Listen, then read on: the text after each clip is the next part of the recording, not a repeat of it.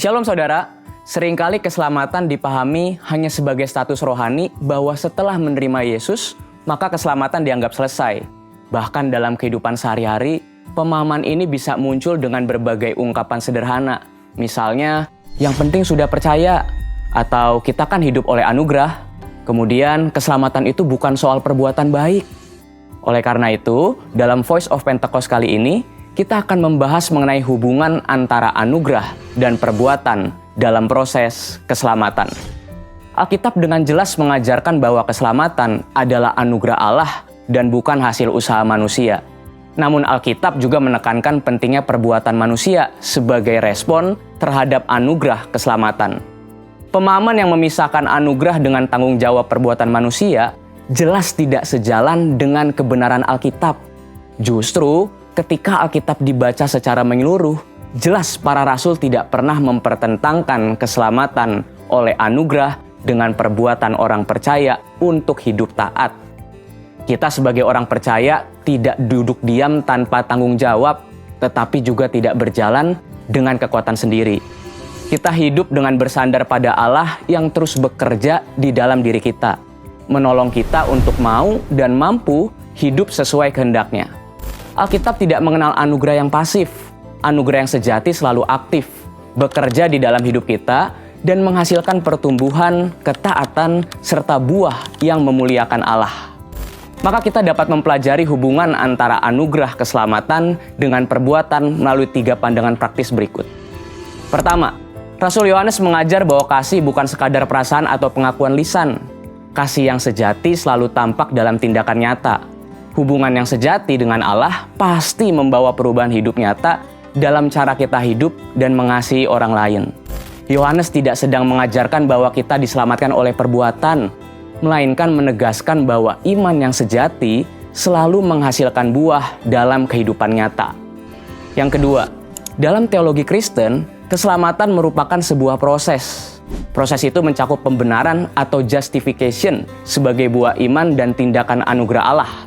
Pengudusan atau sanctification sebagai proses transformasi hidup yang dijalani dalam kerjasama dengan Roh Kudus untuk menjadi serupa dengan Yesus. Serta pemuliaan atau glorification sebagai ekspresi kesetiaan sampai akhir. Inilah keseimbangan Alkitabiah yang harus dipegang oleh gereja, bahwa keselamatan sepenuhnya adalah anugerah Allah, namun dijalani secara aktif oleh kita sebagai orang percaya dengan perbuatan dalam karya dan kuasa Roh Kudus.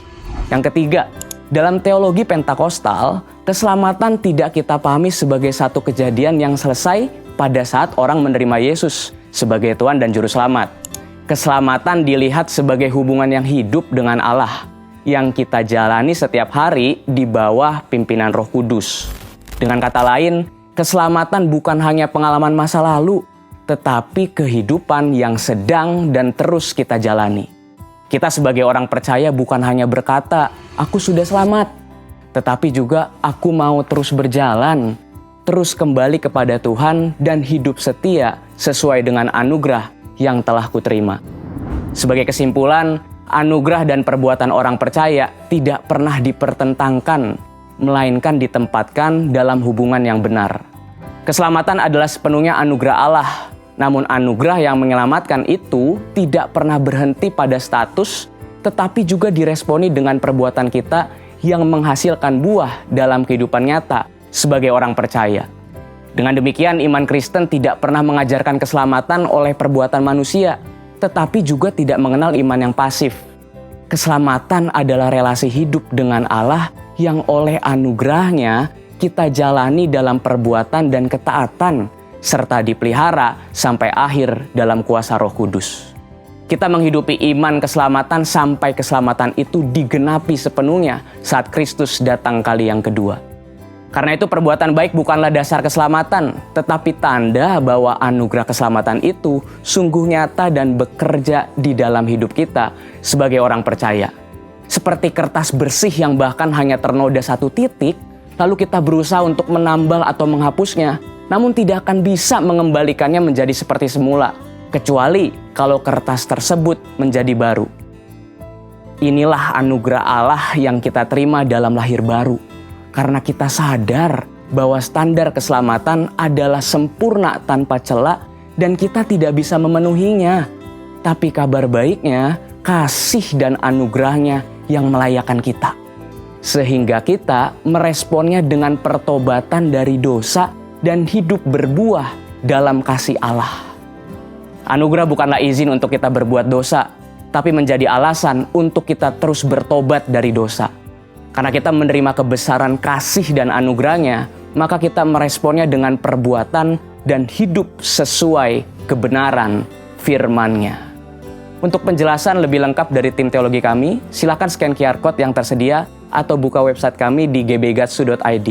Tuhan Yesus memberkati.